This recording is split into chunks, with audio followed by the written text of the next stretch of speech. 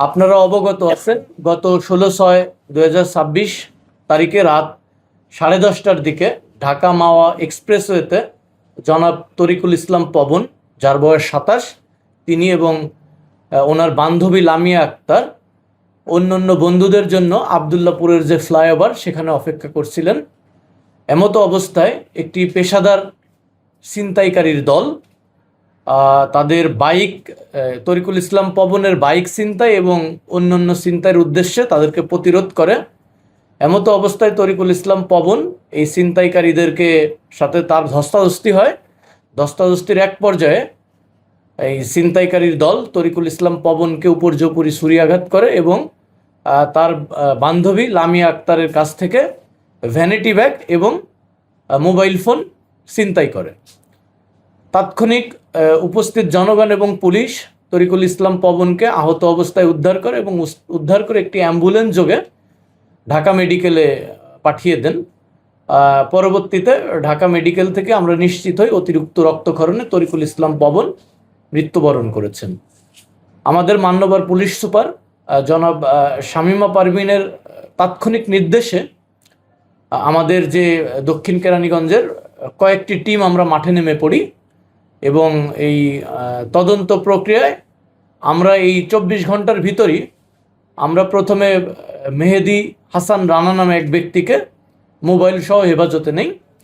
হেফাজতে নিয়ে তাকে অধিক জিজ্ঞাসাবাদ করে আমরা আরও তথ্য উপাত্ত পাই এবং তার ফলশ্রুতিতেই আমাদের সার্কেলের নেতৃত্বে এবং দক্ষিণ কেরানীগঞ্জ থানার সাব ইন্সপেক্টর এবং ওসি সহ একটি চৌকস আভিযানিক দল চুনকুটিয়া সহ দক্ষিণ কেরানীগঞ্জের বিভিন্ন এলাকায় অভিযান চালিয়ে আমরা এই পেশাদার ছিনতাই চক্রটিকে গ্রেপ্তার করি।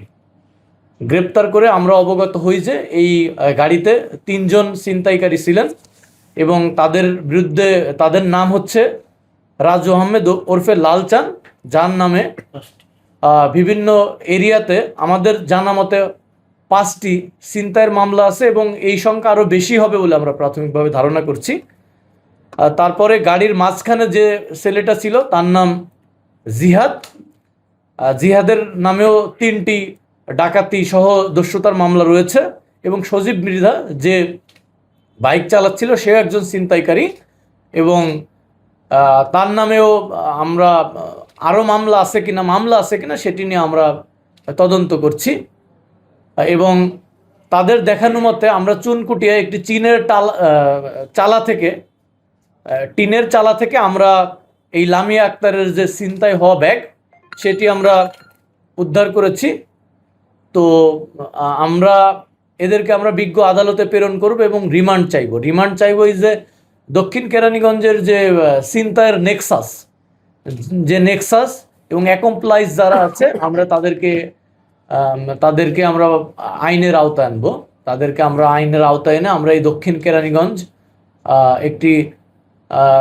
দক্ষিণ কেরানীগঞ্জের যে স্ট্রাকচার এবং জনমিতি সেটি অত্যন্ত ক্রাইম প্রবণ এবং এখানে আপনারা জানেন যে 5-6 কিলোমিটারের মতো ঢাকা মাওয়া এক্সপ্রেসওয়ে আছে। এটির ইউটার্ন সংশ্লিষ্ট বিভিন্ন জটিলতায় এটিকে একটি ক্রাইম প্রবণ এলাকা হিসাবে উপস্থাপিত করেছে। তো আমরা এইখানকার যারা নাগরিক জনসাধারণ আমরা তাদের জ্ঞাতার্থে জানাতে চাই যে তারা এখানে চলাচলের সময় গভীর রাত্রে এখানে অনেকেই হাইওয়ে বা এক্সপ্রেসওয়েতে একটু আন্তরিক সময় কাটাতে আসেন, বন্ধু বান্ধব সহ আন্তরিক সময় কাটাতে আসেন এবং আমাদের পেট্রোল পার্টি এবং টহল পার্টি থাকার পরেও এটি অনেক সময় ক্রাইম প্রবণ হয়ে ওঠে। তো আমি এই দক্ষিণ কেরানীগঞ্জের যারা জনসাধারণ যারা এই এলাকা ঘুরতে আসেন, গভীর রাত্রে থাকেন, তাদেরকে আমি আমার বক্তব্যটি পৌঁছে দিতে চাই যে তারা এই বিষয়ে যেন একটু সতর্ক থাকেন এবং আমরা যে এখানকার জনসাধারণ, সাংবাদিক থেকে শুরু করে সকল স্টেক হোল্ডারদেরকে নিয়ে আমরা এই দক্ষিণ কেরানীগঞ্জকে আমরা অপরাধ মুক্ত করতে চাই। তো এটি আমার